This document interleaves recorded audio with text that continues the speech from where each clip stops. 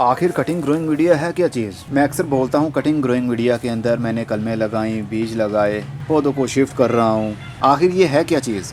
मैंने जब वीडियो बनाई कि मैंने समर सीज़न के फूलों वाले पौधों के बीज लगा दिए हैं, वो भी कटिंग ग्रोइंग मीडिया के अंदर, तो बहुत सारे लोगों ने सवाल किया कि कटिंग ग्रोइंग मीडिया है क्या चीज़? आप कौन सी मिट्टी यूज़ करते हैं? तो मैं मोस्टली वीडियोज़ में बताता रहता हूँ, सबसे अच्छी मिट्टी तो है 3 हिस्से मिट्टी और 1 हिस्सा गाय का गोबर। इसके अंदर हर किस्म का पौधा, सब्जी वाला हो या फूल देने वाला हो, कोई दरख्त हो, इसके अंदर लगा सकते हैं। कटिंग ग्रोइंग मीडिया असल में कोई नाम नहीं था, ये मैंने खुद नाम रखा है इसका, क्योंकि ये 4 चीज़ों का मिक्सचर मैंने खुद बनाया।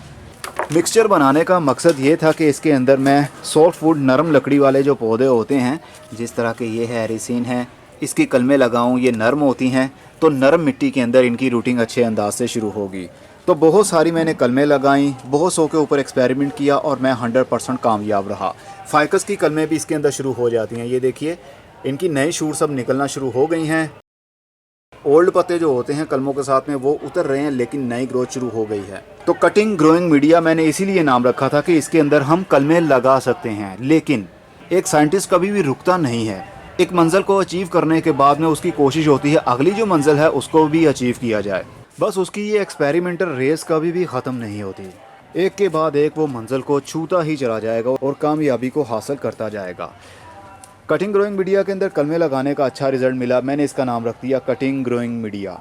और उसके बाद में नई जस्तजू पैदा हुई, क्यों ना इसके अंदर बीज लगा कर देखा जाए। तो इनके अंदर मैंने समर सीज़न की वेजिटेबल्स के बहुत सारे बीज लगाए हैं, सीडलिंग ट्रे के अंदर भर के भी लगाए हैं, गमलों के अंदर भर के भी लगाए हैं। हर किसी में बहुत ही कमाल का रिज़ल्ट मुझे मिला। जैसा कि आप देख सकते हैं बहुत सारे पौधे जर्मिनेट हो गए हैं, सीड जर्मिनेट हो गए हैं। कुछ को मैंने ट्रांसप्लांट भी कर दिया है, जो होल्स आपको खाली दिख रहे हैं ये मैंने बदल दिए हैं, बड़े गमलों के अंदर शिफ्ट कर दिए हैं। और मैंने ट्रांसप्लांटिंग के बाद में पौधों को इसी ग्रोइंग मीडिया के अंदर शिफ्ट भी किया है। ये गमला देख सकते हैं, ये छोटा सा गमला है, तकरीबन ये 3 से 3.5 इंच का होगा, और इसके अंदर मैंने खीरे के पौधे ट्रांसप्लांट कर दिए। अब इसकी नई ग्रोथ भी शुरू हो गई है। तो पौधों के अंदर भी ग्रोथ इसकी अच्छी रही, कलमों के अंदर भी रही और बीज लगाने में भी रही। तो इसका मतलब आप कंप्लीट गार्डनिंग इसके ऊपर शिफ्ट कर सकते हैं। ये इस काबिल है कि इसकी तारीफ़ भी की जाए और इसको यूज़ भी किया जाए। और रूफ टॉप के ऊपर अक्सर प्रॉब्लम हमारी यही रहती है कि छत के ऊपर ज़्यादा वज़न ना पड़े, तो ये काफ़ी नरम भी है और कम वज़न भी है इसका।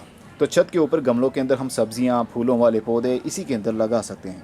अब जैसा कि इसका नाम मैंने रखा हुआ है कटिंग ग्रोइंग मीडिया, तो अब इसका मैं नाम चेंज नहीं कर सकता, क्योंकि बहुत से लोगों को पता चल गया है कटिंग ग्रोइंग मीडिया इजहार की फार्मूलेशन की बनी हुई एक प्रोडक्ट है, जो वो सेल भी करता है, खुद यूज़ भी करता है और दूसरों को रिकमेंड भी करता है। इसलिए इसका नाम कटिंग ग्रोइंग मीडिया पक्का पक्का रख दिया गया है। इसके अंदर है क्या चीज़, चलिए वो बात करते हैं। इसमें है जी सुपर फॉस्फेट, ये फास्फोरस है, जो कि रूट्स के लिए काफ़ी अच्छा माना जाता है। रूट्स पौधे की ज़्यादा से ज़्यादा डेवलप करने के लिए, उसके अंदर ज़्यादा से ज़्यादा ताकत लाने के लिए ये यूज़ में लाया जाता है, सुपर फॉस्फेट। और दूसरा सल्फ़र है, जो कि एंटी फंगल का काम भी करता है और मिट्टी का पीएच लेवल को कंट्रोल भी रखता है। ना मिट्टी को ज़्यादा एसिडिक होने देता है, ना मिट्टी को ज़्यादा अल्कालाइन होने देगा, और फंगस को किल करने के लिए और उसको एक्टिव ना होने के लिए ये अपना रोल काफ़ी अदा करता है। इसका यूज़ भी मैंने इसी कटिंग ग्रोइंग मीडिया के अंदर भी किया है। और तीसरी हमारी चीज़ है कोकोपीट। कोकोपीट को तो आप लोग जानते ही हैं, नारियल के जो बाल होते हैं उनको ग्राइंड किया होता है तो ये कोकोपीट बन जाती है। और चौथी चीज़ है बहुत ही अच्छी सी, जिसको हम लीव कंपोस्ट भी कहते हैं, पत्तों की खाद। ये है लीव मोल्ड, दरख्तों के ड्राई पत्तों को क्रश किया हुआ। ये बिल्कुल पाउडर फॉर्म में नहीं है, ना ये डिकम्पोज हैं, सिर्फ सूखे पत्ते हैं, उनको भरी किया हुआ है। इसके अंदर दरख्तों के छिलके या लकड़ियाँ नहीं हैं, सिर्फ पत्ते हैं, और पत्तों के अंदर जो बारीक बारीक उनकी टहनियाँ होती हैं वो हैं, उनको भरी किया हुआ है। ये फुली डिकम्पोज खाद नहीं है, इसको लीव मोल्ड कहेंगे, लीव कंपोस्ट भी कह सकते हैं, इस्तेमाल कर सकते हैं। और ये ठंडी खाद भी मानी जाती है। 40 हिस्से कोकोपीट, 40 हिस्से पत्तों की खाद, यानी ड्राई किए हुए भरी किए हुए पत्ते, 10 हिस्से सल्फ़र और 10 हिस्से ही सुपर फॉस्फेट। इन चारों चीज़ों को मिक्स कर लीजिए और स्टोर कर लीजिए। जब जब आपको ज़रूरत हो आप इनको निकालिए, इसके अंदर कलमें लगा सकते हैं, इसके अंदर बीज लगा सकते हैं, इनके अंदर पौधे शिफ्ट कर सकते हैं।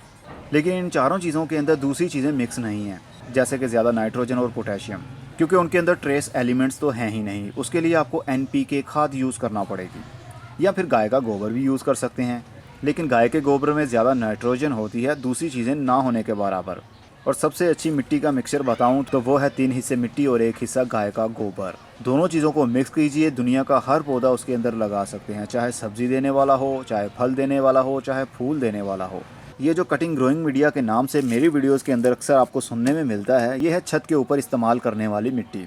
ये महंगी भी पड़ती है लेकिन लाइफ टाइम के लिए आपके पास तो रहती है, बार बार आप इसको यूज़ कर सकते। लेकिन अभी भी मैं उस बात के ऊपर एग्री हूँ कि सबसे अच्छी मिट्टी 3 हिस्से मिट्टी और 1 हिस्सा गाय का गोबर, इसको मिक्स कीजिए, बहुत अच्छा और कमाल का रिजल्ट मिलता है उसमें।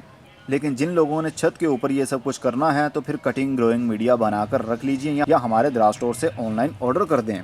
बना बनाया भी मिल जाएगा। ये चारों चीज़ें अलग अलग आपको हमारे द्रास स्टोर से भी मिल जाएंगी। जैसा आपको ईजी लगे आप कर सकते हैं। उम्मीद है आपको आपके सवाल का जवाब मिल गया होगा। अब मैं चलता हूँ, खुदा हाफिज़।